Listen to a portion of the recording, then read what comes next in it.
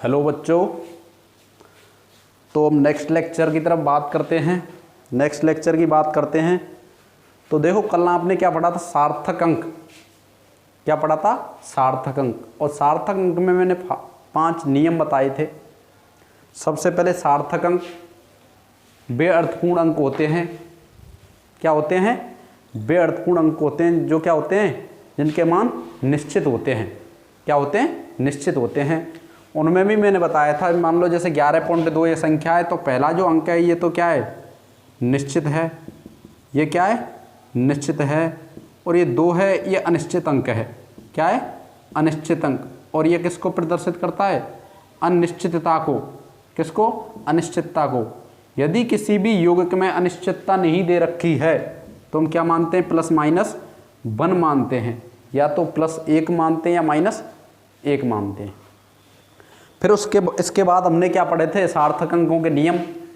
पहला नियम था कि यदि किसी संख्याएं, मतलब नॉन जीरो, जो योग नॉन जीरो हैं, मतलब जिनमें संख्याएं केवल जीरो नहीं है, वो सभी अंक क्या होते हैं? सार्थक अंक होते हैं। नॉन जीरो जो अंक होते हैं, अर्थात जिनमें जीरो नहीं पाई जाती है, वे सभी अंक क्या बताए थे? सार्थक होते हैं।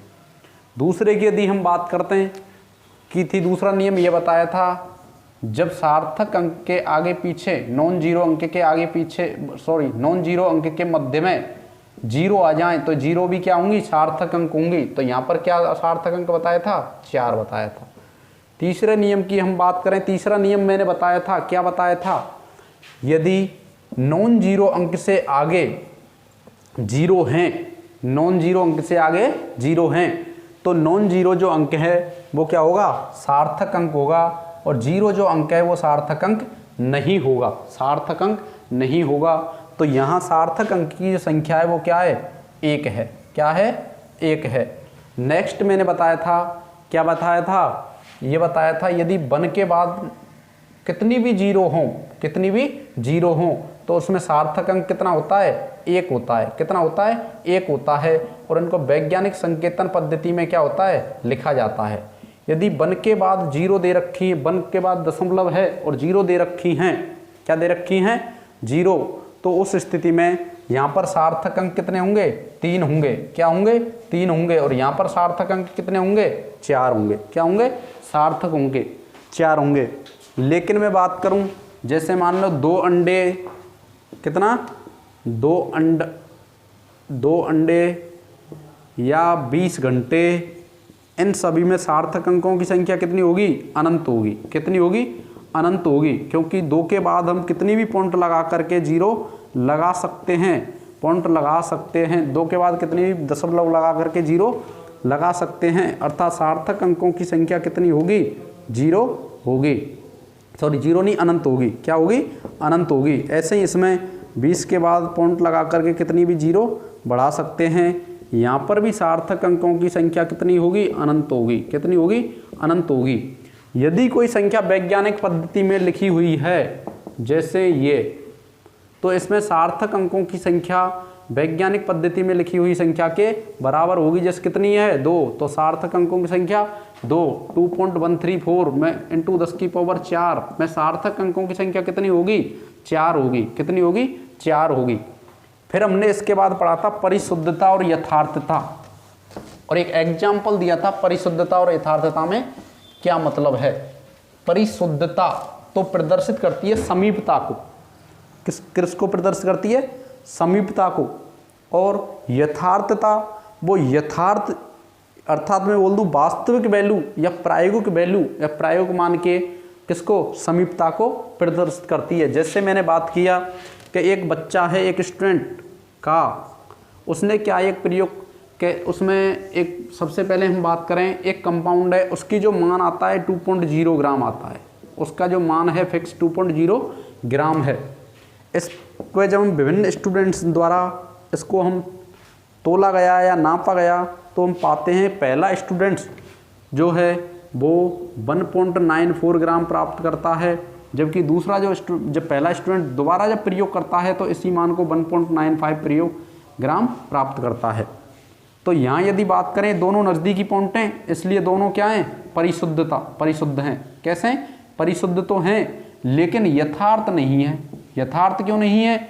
यथार्थ इसलिए नहीं है कि इनका जो मान है 2.0 के नज़दीक नहीं है, अर्थात इनमें अनिश्चितता प्लस माइनस 1 नहीं है, अर्थात या तो 1.9 होता या 2.0 1 होता, तो अनिश्चितता ये होती प्लस माइनस 1, यथार्थता होती। खा की बात करते हैं, खा ने क्या किया, एक ने तो 1.95 पहली बार जब प्रयोग किया था यह प्राप्त हुआ था 1.9 ग्राम, 1.95 ग्राम, लेकिन दोबारा जब प्रयोग किया था 2.05 ग्राम। तो यहाँ देखें ये दोनों क्या नज़दीक हैं? नहीं है। नज़दीक नहीं है तो परिशुद्ध भी नहीं है, नज़दीक नहीं है तो परिशुद्ध भी नहीं है। मैं यहाँ लिख देता हूँ परिशुद्ध और ये यथार्थ, परिशुद्ध और ये यथार्थ। क्या ये परिशुद्ध है? हाँ है, क्योंकि दोनों का जो मान है नज़दीकी है कि प्लस माइनस 1 का अंतर है। क्या यह यथार्थ है? अर्थात 2.0 के नज़दीक लगभग है? नहीं है, तो क्या यह यथार्थ नहीं है। दूसरे की बात करें खा की, तो क्या ये परिशुद्ध है? अर्थात दोनों एक दूसरे के नज़दीक हैं? नहीं। क्या यह यथार्थ है? अर्थात 2.0 के लगभग प्लस माइनस 1 में आगे पीछे है? नहीं, तो ये भी यथार्थ, ना तो परिशुद्ध है ना ही यथार्थ। लेकिन हम गा की बात करें, मान लो इसका मान हमको पहली बार में प्राप्त हुआ 1.9 ग्राम और दूसरी बार में प्राप्त हुआ 2.0 ग्राम, तो एक चीज़ देखिए, दोनों लगभग हैं तो परिशुद्ध है। क्या दोनों में प्लस माइनस 1 का अंतर है, तो इसमें यथार्थता भी है। तो आपकी समझ में आ गया होगा परिशुद्धता किसे कहते हैं और यथार्थता किसे कहते हैं। परिशुद्धता तो समीपता को प्रदर्शित करती है, किसको? समीपता को। लेकिन यथार्थता की बात करें, यथार्थता प्रयोग की वास्तविक संख्या के नज़दीकी या समीपता को प्रदर्शित करती है। तो नेक्स्ट हम बात करते हैं विमीय विश्लेषण। किसकी? विमीय विश्लेषण। नेक्स्ट जो टॉपिक है वो क्या है? विमीय विश्लेषण।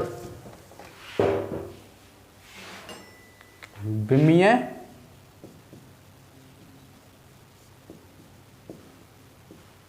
विश्लेषण क्या है? विमीय विश्लेषण। देखो, विमीय विश्लेषण का मतलब यह है कि हमारे दादाजी पिताजी थे, तो हम छोटे छोटे थे उस टाइम,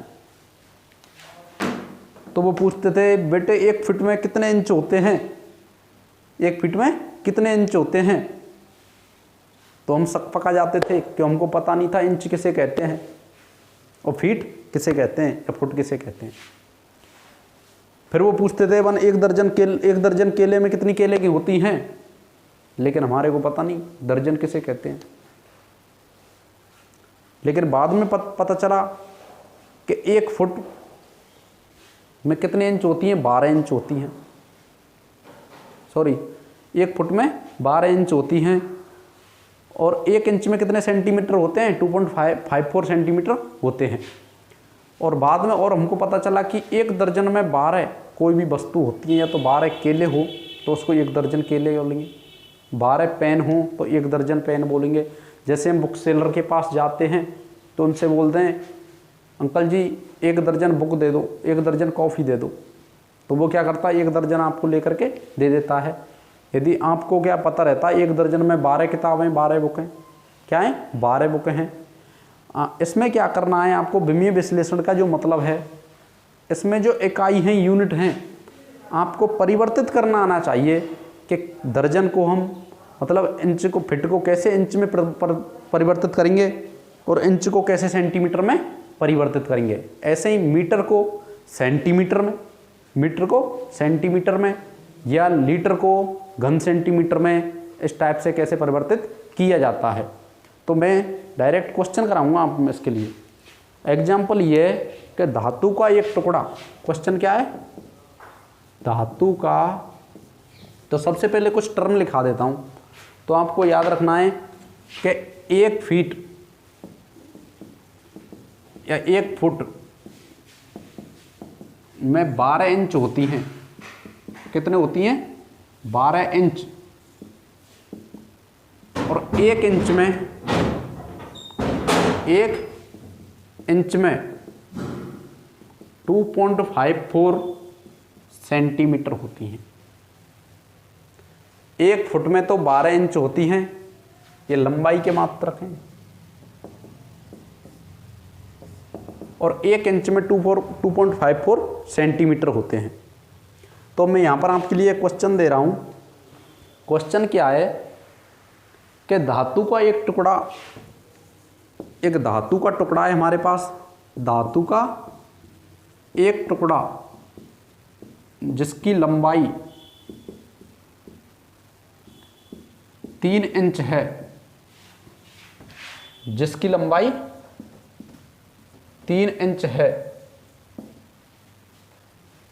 इसको सेंटीमीटर में, सेंटीमीटर में, किसमें, सेंटीमीटर में परिवर्तित की जाए। सेंटीमीटर में इस टुकड़े की लंबाई कितनी होगी?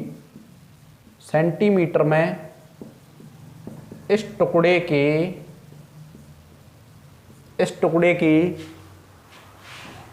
लंबाई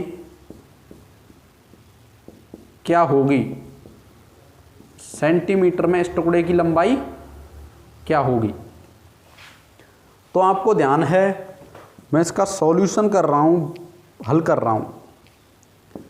क्या आप जानते हो कि ये धातु का टुकड़ा है, मान लो ये क्या है? धातु का टुकड़ा। इसकी जो लंबाई है 3 इंच है, कितनी है? 3 इंच। और आपको किस में परिवर्तित करना है? सेंटीमीटर में। किस में? सेंटीमीटर में। आप जानते हो कि मैं डायरेक्ट सॉल्व कर रहा हूँ, और डायरेक्ट ही करना है आपको। यदि आपको मैंने कैलकुलेशन में फंसा दिया तो कैलकुलेशन में आप फंस जाओगे और ना ही क्वेश्चन कर पाओगे। तो आपको ध्यान रखना है कि मैंने ऊपर लिखाया है 1 इंच बराबर होता है, 1 इंच बराबर होता है 2.54 सेंटीमीटर। 2.54 सेंटीमीटर। क्या मैं इस 3 इंच को इस टाइप से लिख सकता हूँ? सेंटीमीटर में पूछा है कि 3 इंटू 1 इंच, यदि आप 1 से गुणा करोगे 3 इंच ही आएगा। 3 इंटू 1 इंच। अब देखो 3 की जगह मैंने 3 रख दिया, और 1 इंच की जगह क्या है? 2.54 सेंटीमीटर। सेंटीमीटर भी साथ में लिखना है, क्योंकि 2.54 क्या है? सेंटीमीटर है। 2.54 सेंटीमीटर है। अब इसका आसानी से गुणा कर लो। तो सेंटीमीटर तो आपको पता ही है, यहाँ है तो यहाँ भी यहीं आएगा। इसका गुणा 3 चौका 12, यहाँ से ले 3 पंजे 15 और 1 16 और 3 दूनी 6 और 1 7, 2 के बाद पॉइंट, तो कितने इंच हो गया? 7.62 सेंटीमीटर। 7.62 सेंटीमीटर। तो देखो हमको डायरेक्ट करना है। कैसे करना है? तो मान लो 3 इंच सेंटीमीटर में ज्ञात करना है। 3 इंच किस में चेंज करना है? सेंटीमीटर में।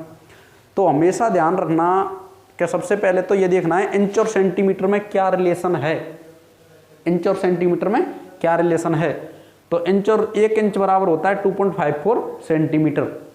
तो इसको मैं इस टाइप से तो लिख सकता हूँ कि 3 इंटू 1 इंच, 3 इंटू 1 इंच, 3 की मतलब 3, 1 इंच का मतलब होता है 2.54 सेंटीमीटर। 2.54 सेंटीमीटर। तो इसका मान क्या होगा? 7.62 सेंटीमीटर। 7.62 सेंटीमीटर। यूनिट ऐसे की ऐसे लिखनी है, तो आपकी ये समझ में आ गया होगा। देखो, और मैं नेक्स्ट एग्जाम्पल की बात करता हूँ। किसकी करता हूँ? Next example. नेक्स्ट, समय की विमाएं। किसकी? समय की। क्या है? आप जानते हो 1 दिन में, लिख लो, 1 दिन में 24 घंटे होते हैं। कितने होते हैं? 24 घंटे। या शुरुआत से लिखूं मैं कि 1 साल में, 1 वर्ष में, 1 वर्ष में कितने दिन होते हैं? 365 दिन होते हैं। और 1 दिन में कितने घंटे होते हैं? 24 घंटे होते हैं। कितने घंटे होते हैं? 24 घंटे होते हैं। और 1 घंटे में कितने मिनट होते हैं? 60 मिनट होते हैं। कितने मिनट होते हैं? 60 मिनट होते हैं। और 1 मिनट में कितने सेकंड होते हैं? 60 सेकंड होते हैं। क्या करना है? देखो, 1 वर्ष में 365 दिन। अब दिन मैं इसको ऐसे भी तो लिख सकता हूँ, 365 इंटू 1 दिन, इंटू 1 दिन। और 1 दिन की जगह क्या लिख दूँ? 24 घंटे। ऐसे ही फिर 24 घंटे में ऐसे ही 24 इंटू 1 घंटे, तो 1 घंटे 60 मिनट, ऐसे ही 60 इंटू 1 मिनट, और 1 मिनट की जगह 60 सेकंड। तो देखो मैं क्वेश्चन क्या लिखता हूँ, क्वेश्चन देखो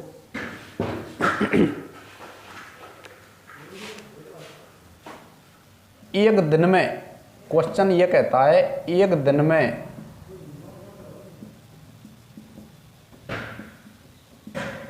कितनी सेकंड होंगे, एक दिन में कितनी सेकंड होंगे या होती हैं। तो आपको याद रखना है एक दिन में हमको सेकंडों की संख्या ज्ञात करनी है। किसकी? सेकंडों की। तो सॉल्यूशन में इसको कर रहा हूं, एक दिन, तो ध्यान रखना मैं इसको इस टाइप से भी लिखता हूं, 1 इंटू 1 दिन, 1 इंटू 1 दिन, 1 इंटू 1 दिन। देखो एक दिन मैंने क्या लिख रखा है यहां, 24 घंटे, तो मैं लिख सकता हूं 1 इंटू 24 घंटे। क्या लिख सकता हूं? 1 इंटू 24 घंटे। अब मैं 1 का गुणा 24 से करूं तो वही 24 घंटे ही आएगा। क्या आएगा? 24 घंटे। अब मैं इसको ऐसे भी लिख सकता हूं 24 इंटू 1 घंटे, 24 इंटू 1 घंटे। अब इधर देखिए 24 इंटू 1 घंटा की जगह क्या है यहाँ पर? 60 मिनट। क्या है? 60 मिनट। क्या है? 60 मिनट। और यहाँ देखिए अब इसको मैं सबसे पहले तो गुणा कर लूँ, गुणा करो 0 और 6 चौका 24, 6 दूनी 12, 12 और 2 14, और कितने हो गए? 1440 मिनट, 1440 मिनट। लेकिन हमको ज्ञात क्या करना है? सेकंड। क्या करना है? सेकंड। तो आपको पता है मैं इसको इस टाइप से लिख सकता हूँ 1440 इंटू 1 मिनट, 1 मिनट। आपको पता है इसका गुणा 1 से करूंगा तो वो 1440 ही आने वाला है। क्या आने वाला है?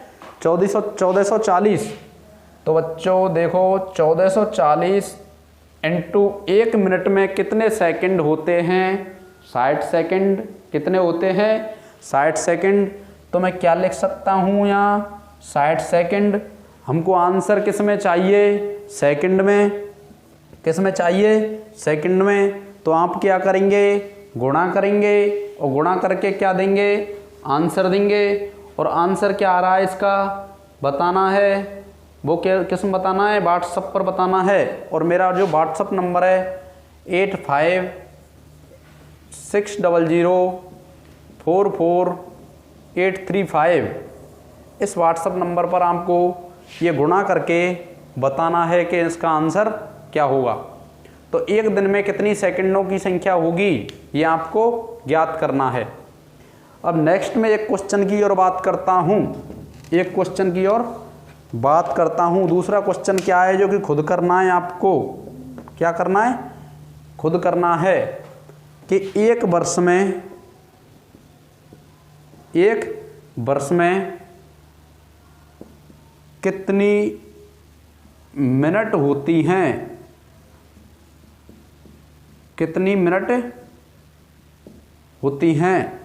और ये आपको सॉल्यूशन करना है और मेरे व्हाट्सएप नंबर पर लिखकर क्या करना है? भेजना है। क्या करना है?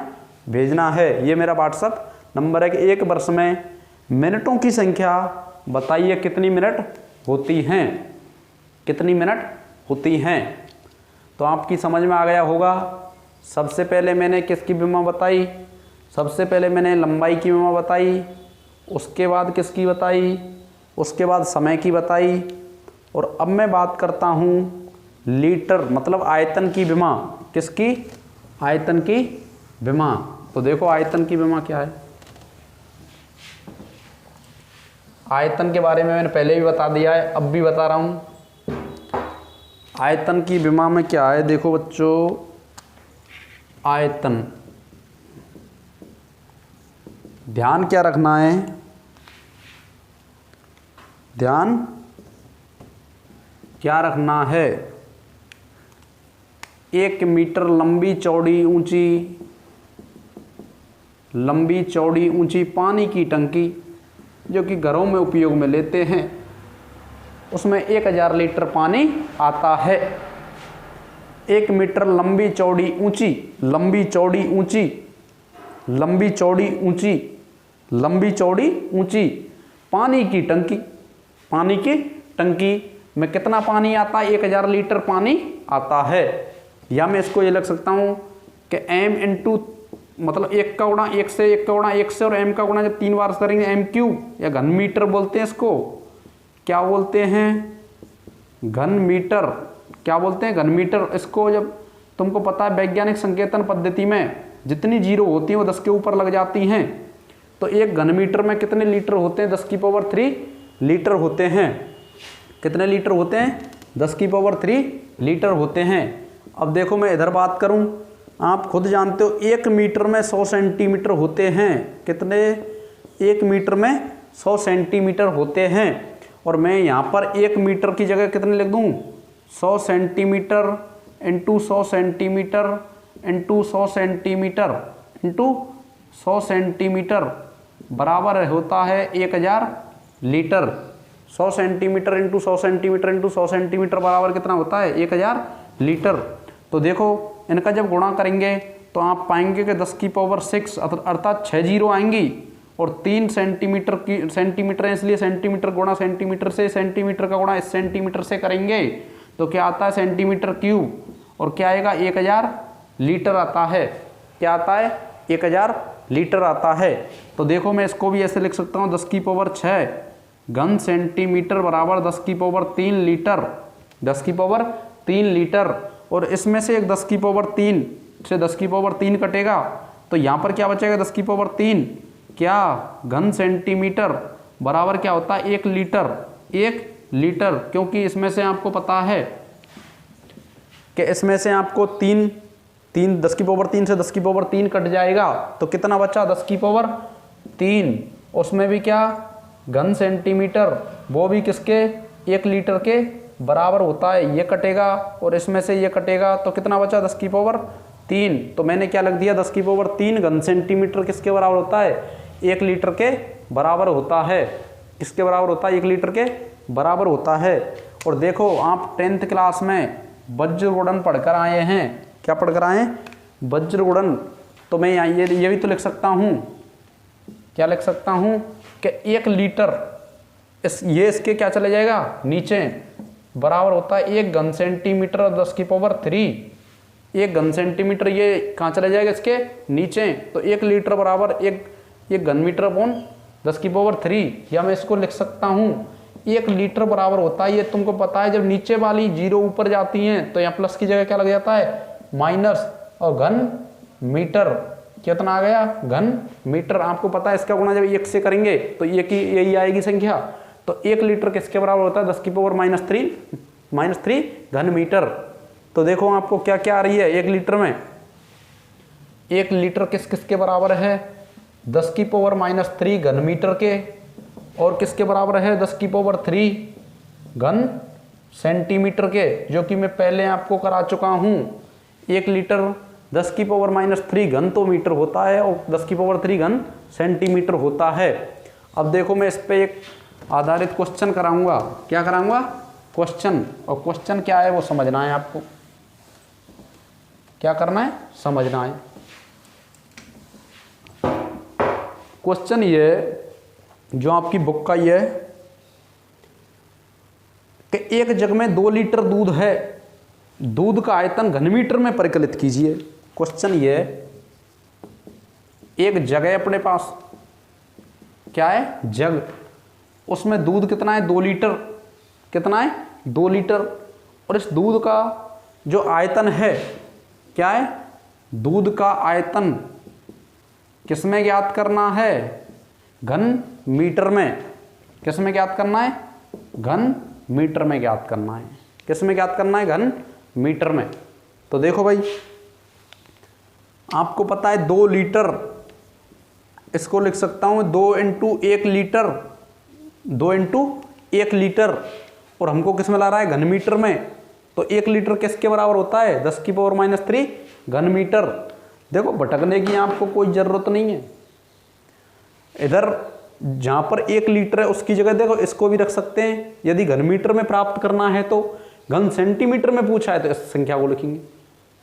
तो क्या करेंगे हम, 1 लीटर की जगह, ये तो 2 की जगह 2 आ गया, 1 लीटर की जगह क्या है 10⁻³ घन मीटर। ये डायरेक्ट सॉल्व है, लेकिन आपकी बुक में ये उल्टा सीधा घुमा के दे रखा है। हालांकि समझ में तो आ जाएगा, लेकिन इतना लेंदी यदि आप करोगे तो आप यूनिट कन्वर्जन में प्रॉब्लम आएगी। क्या आएगी, प्रॉब्लम आएगी।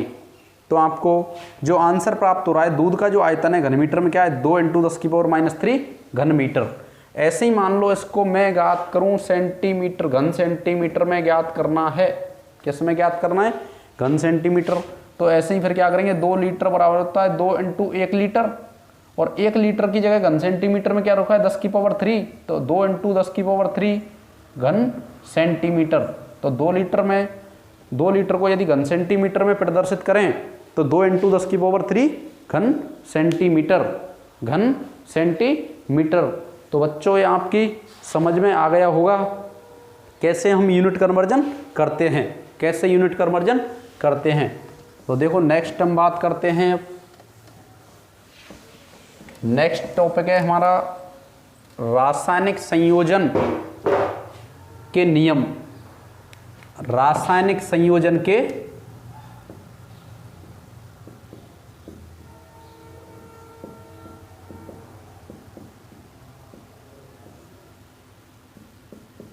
नियम। अब देखो रासायनिक संयोजन क्या है, रासायनिक संयोजन क्या है।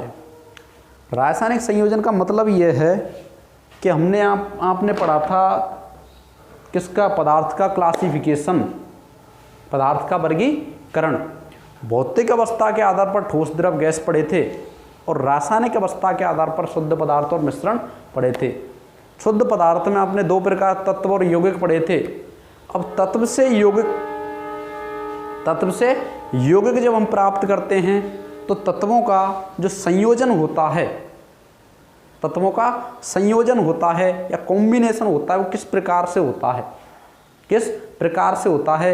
इसमें 5 नियम दिए गए हैं कि तत्वों से यौगिक बनाने की, यौगिकों का जब निर्माण किया जाता है तो किस प्रकार से उनका संयोजन होता है या किस प्रकार से जुड़ते हैं।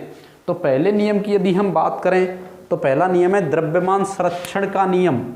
क्या नाम है बच्चों, द्रव्यमान संरक्षण का नियम। अंग्रेजी में यदि इसको बोलें law of mass action, law of mass action, law of mass action. तो द्रव्यमान संरक्षण का नियम। देखो द्रव्यमान संरक्षण का नियम कहता क्या है, सबसे पहले दिया किसने, ये किसने दिया, तो ये दिया था लेवोसिये नामक वैज्ञानिक ने। किसने दिया था, लेवोसिये नामक वैज्ञानिक ने, या लेवोसिये। द्रव्यमान संरक्षण का नियम किसने दिया था, लेवोसिये नाम, लावूसिये, और आपकी बुक में दे रखा है लावूसिये नामक वैज्ञानिक ने।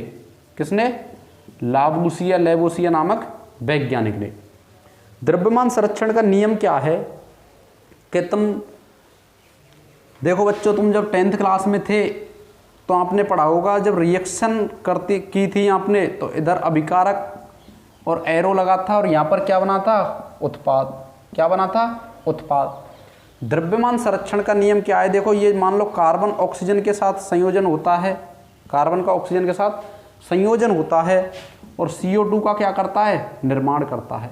क्या करता है, निर्माण। द्रव्यमान मतलब भार, सॉरी भार तो अलग है लेकिन हम कह सकते हैं, लेकिन द्रव्यमान मतलब द्रव्य का जो मान है कितना भारी है। संरक्षण मतलब संरक्षित रहता है, कांस्टेंट रहता है। क्या रहता है, कांस्टेंट। इसके नाम से ही पता चल रहा है कि अभिक्रिया के दौरान कुल जो द्रव्यमान है वो संरक्षित रहता है या कांस्टेंट रहता है। अर्थात मैं ये बोल सकता हूँ कि जब अभिक्रिया संपन्न होती है तो अभिक्रिया में उपस्थित अभिकारकों की जो मात्रा या द्रव्यमान है वो उत्पादों के द्रव्यमान के क्या होता है, समान होता है। अभिक्रिया में उपस्थित अभिकारकों का द्रव्यमान उत्पादों के द्रव्यमान के क्या होता है, समान होता है। इसे ही हम द्रव्यमान संरक्षण का नियम कहते हैं। कैसे? देखो कार्बन का जो भार होता है वो 12 ग्राम होता है। कितना होता है? 12 ग्राम। ऑक्सीजन का भार है वो 16 ग्राम होता है। कितना होता है? 16 ग्राम। तो यहाँ देखिए ये कार्बन का, ऑक्सीजन के 2 अणु हैं, कितने? ऑक्सीजन के 2 परमाणु हैं, तो 2 का गुणा कर देंगे, 1 का 16 और 2 का 32, तो इसको जोड़ेंगे 12 प्लस 32 बराबर कितना हो गया? 44 ग्राम। कितना हो गया? 44 ग्राम। ऐसे ही इसकी यहाँ हम बात करते हैं, कार्बन का 12, ऑक्सीजन 2 है, 1 का 16 और 2 का 32, तो कितना हो गया? 44 ग्राम। 32 प्लस 12 कितना हो गया? 44 ग्राम। अर्थात मैं ही ये बोल सकता हूँ, यहाँ देखो कि अभिकारक अणुओं का द्रव्यमान और उत्पाद अणुओं का जो द्रव्यमान है वो क्या? स्थिर है। क्या है? स्थिर है। अर्थात अभिक्रिया के दौरान कुल जो द्रव्यमान है वो संरक्षित रहता है। और सामान्य यदि परिभाषा में ये बोलूँ कि द्रव्यमान को ना तो उत्पन्न किया जा सकता है ना ही नष्ट किया जा सकता है, जबकि यह भौतिक और रासायनिक अभिक्रियाओं में एक रूप से दूसरे रूप में क्या होता है? परिवर्तित होता है। इसे द्रव्यमान संरक्षण का नियम, द्रव्यमान संरक्षण के नियम के नाम से जाना जाता है। और इसको लाबूसिए नामक वैज्ञानिक ने दिया था। किसने दिया था? लाबूसिए नामक वैज्ञानिक ने दिया था। अब हम बात करते हैं नेक्स्ट नियम की। किसकी? नेक्स्ट नियम। ये तो हो गया द्रव्यमान संरक्षण का नियम, द्रव्यमान संरक्षण का नियम। नेक्स्ट नियम की बात करते हैं हम, किसकी? स्थिर संगठन का नियम, स्थिर संगठन का नियम या गुणित अनुपात का नियम। स्थिर संगठन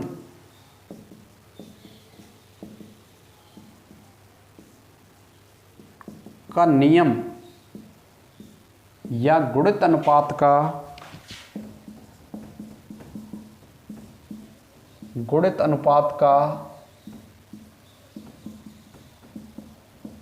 नियम। स्थिर संगठन का नियम या गुणित अनुपात का नियम। देखो हम इसको एक एग्जाम्पल से समझते हैं। किससे समझते हैं?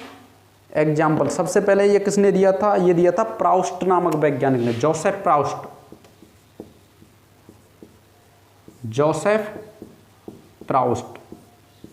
किसने दिया था? जोसेफ प्राउस्ट नामक वैज्ञानिक ने दिया था। किसने दिया था? जोसेफ प्राउस्ट नामक वैज्ञानिक ने दिया था। देखो सबसे पहले हम इसको समझते हैं। मान लो हाइड्रोजन और ये ऑक्सीजन है, इनका जब संयोग किया जाता है तो यौगिकों का निर्माण करते हैं। मान लो इसने H2O को किया, और यहाँ पर बात करें तो हाइड्रोजन की भार, किसका? हाइड्रोजन का भार। ये यहाँ मैं लिख दूँ तत्व। क्या है? तत्व। और इसमें हाइड्रोजन का भार, यहाँ पर ऑक्सीजन का भार। हाइड्रोजन का भार आपको पता है 1 है। क्या है? 1 है। या इस टाइप से नहीं, चलो मैं दूसरी टाइप से बताता हूँ इसको।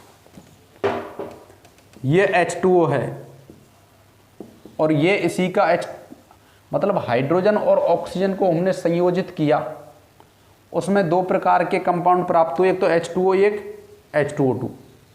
मान लो ये हाइड्रोजन है और ये ऑक्सीजन है। यहाँ पर हाइड्रोजन का अनुपात देखो कितना है? 2। ऑक्सीजन कितना है भार? 16। क्यों? आपको पता है हाइड्रोजन का 1 का होता है 1 और 2 का कितना होगा? 2 होगा। और ऑक्सीजन का मैंने अभी बताया कितना होता है? 16 होता है। कितना होता है? 16 होता है। ऐसे ही यहाँ मैं बात करूँ, हाइड्रोजन का अनुपात कितना है? 2 है। ऑक्सीजन का अनुपात कितना है? कि 1 का 16 तो 2 का कितना हो गया? 32 हो गया। कितना हो गया? 32 हो गया। तो हमारा नियम क्या बनता है? स्थिर संगठन, अर्थात संगठन कैसा होना चाहिए? स्थिर। या गुणित अनुपात का नियम कैसा होना चाहिए? गुणित, मल्टीप्लेशन। तो मैं बात करता हूं जब 2 या 2 से अधिक तत्व, जब 2 या 2 से अधिक तत्व आपस में मिश्रित होकर के, जब 2 या 2 से अधिक तत्व आपस में मिश्रित होकर के 2 या 2 से अधिक यौगिक बनाते हैं, 2 या 2 से अधिक यौगिक बनाते हैं, तो इन यौगिकों में एक तत्व का अनुपात स्थिर रख करके अन्य तत्व के जो अनुपात है वो सरल अनुपात में प्राप्त होता है। सरल अनुपात का मतलब क्या है? क्या हाइड्रोजन का तो आपको पता है कांस्टेंट है, क्या है? कांस्टेंट। लेकिन ऑक्सीजन की बात करें H2O में तो कितना है? 16, और H2O2 में कितना है? 32। कितना है? 32। अब इनको काटें तो क्या अनुपात प्राप्त हो रहा है? 1:2, जो कि एक क्या है? सरल अनुपात प्राप्त हो रहा है, जो कि क्या है? सरल अनुपात प्राप्त होता है। दोबारा समझो, जब दो या दो से अधिक तत्व आपस में संयोग करते हैं तो दो या दो से अधिक यौगिकों का निर्माण करते हैं। इन यौगिकों में एक तत्व के द्रव्यमान को स्थिर रख करके अन्य तत्व के द्रव्यमान को देखा जाता है, तो यह द्रव्यमान एक सरल अनुपात में प्राप्त होता है। किस में प्राप्त होता है? सरल अनुपात में प्राप्त होता है। तो आपकी समझ में आ गया स्थिर संगठन का नियम या गुणित अनुपात का नियम सर्वप्रथम किसने दिया था? जोसेफ प्राउस्ट ने। किसने दिया था? जोसेफ प्राउस्ट ने। और उसने बताया, क्या बताया? कि जब दो या दो से अधिक तत्व आपस में मिश्रित होते हैं तो दो या दो से अधिक यौगिकों का निर्माण करते हैं। इन यौगिकों में एक तत्व के द्रव्यमान को स्थिर रखा जाता है, तो अन्य तत्व के द्रव्यमान का जो अनुपात है वो सरल अनुपात में प्राप्त होता है। जैसे हम बात करते हैं कुछ यौगिक हैं, जैसे नाइट्रोजन के यौगिक। किसके यौगिक? नाइट्रोजन के यौगिक। नाइट्रोजन के यौगिक कौन कौन से हैं? नाइट्रस ऑक्साइड, जिसे लाफिंग गैस कहा जाता है। क्या कहा जाता है? Laughing gas. नाइट्रोजन के डाइऑक्साइड N2O2, N2O3, एक एक ऑक्सीजन बढ़ाते चलो, N2O4 और N2O5। कैसे याद रखना है? यहाँ एक ऑक्सीजन, यहाँ 2 या 3 है या 4 और 5 है। नाइट्रोजन की संख्या कितनी है? 2 है। यहाँ पर बात करें नाइट्रोजन, यहाँ पर क्या? नाइट्रोजन का भार और यहाँ पर ऑक्सीजन का भार। तो यहाँ पर देखो एक तत्व के द्रव्यमान को स्थिर रखेंगे और अन्य तत्व का द्रव्यमान है वो सरल अनुपात में प्राप्त होता है। नाइट्रोजन को आपको पता है 14 द्रव्यमान होता है, क्योंकि परमाणु क्रमांक 7 होता है और द्रव्यमान कितना होता है? 14। लेकिन यहाँ कितने? 2 के लिए 14 गुणा करेंगे तो कितना आया? 28। ऑक्सीजन की बात करें, मैंने अभी बताया ऑक्सीजन का 16 होता है। कितना होता है? तो ये कितना है? 16। ऐसे ही यहाँ पर नाइट्रोजन अब भी 2 हैं तो 14 दूना 28। ऑक्सीजन की बात करें तो यहाँ पर कितने हैं? ऑक्सीजन 2, तो 16 दूना 32। सभी में देखो नाइट्रोजन की संख्या 2 है तो मैं 28 ही लिख सकता हूँ। क्या लिख सकता हूँ? 28। लेकिन ऑक्सीजन परमाणु की संख्या देखो 3 है, तो 16 गुणा 3 से करेंगे, 16 3 48, यहाँ 16 चौका 64 और 16 पंजे 80। तो यहाँ पर देखो इसको कि एक तत्व के द्रव्यमान को कांस्टेंट रखा गया है 28, और इसके संदर्भ में जब अन्य तत्व के द्रव्यमान को रखा जाता है तो 16 से इसको काटो, 16 एकम 16, 16 दूना 32, 16 3 48, 16 चौका 64, 16 पंजे 80। तो यहाँ पर जो द्रव्यमान का अनुपात है वो क्या है? एक सरल अनुपात 1:2:3:4:5, अर्थात यहाँ पर द्रव्यमान का जो अनुपात है वो क्या प्राप्त हो रहा है? सरल अनुपात में प्राप्त हो रहा है।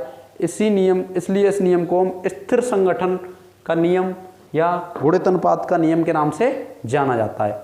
तो आपकी दोनों नियम समझ में आ गए होंगे। सबसे पहला नियम क्या है? सबसे पहला नियम आपको मैंने बताया था कि द्रव्यमान संरक्षण का नियम, अर्थात द्रव्यमान को ना तो उत्पन्न किया जा सकता है ना ही नष्ट किया जा सकता है, जबकि यह अभिक्रिया के दौरान एक रूप से दूसरे रूप में क्या होता है? अंतर परिवर्तित होता है, अभिकारक से उत्पाद में परिवर्तित होता है। जैसे मैंने एग्जाम्पल बताया C+O2 CO2, उसमें 44 ग्राम है, तो उसमें भी अभिकारक में 44 ग्राम, उत्पाद में कितना है? 44 ग्राम है। ऐसे ही फिर मैंने बात की थी नेक्स्ट नियम की, जो कि स्थिर संगठन का नियम या गुणित अनुपात का नियम। स्थिर संगठन या गुणित अनुपात का नियम किसने दिया था? जोसेफ प्राउस्ट ने दिया था, जो कि द्रव्यमान संरक्षण का नियम लावूसिए ने दिया था। और इसमें मैंने क्या बताया? इसमें यह बताया कि एक तत्व के द्रव्यमान को जब दो या दो से अधिक तत्व, 2 तत्व मान लें, 2 तत्व आपस में मिश्रित होते हैं और 2 या 2 से अधिक यौगिकों का निर्माण करते हैं, तो उन तत्वों में एक तत्व के द्रव्यमान को स्थिर रख करके अन्य तत्व के द्रव्यमान को देखा जाता है, तो उनकी क्या एक सरल अनुपात में प्राप्त होते हैं, या उनके द्रव्यमान एक सरल अनुपात में प्राप्त होते हैं। तो थैंक यू बच्चों, थैंक यू फॉर कोऑपरेशन।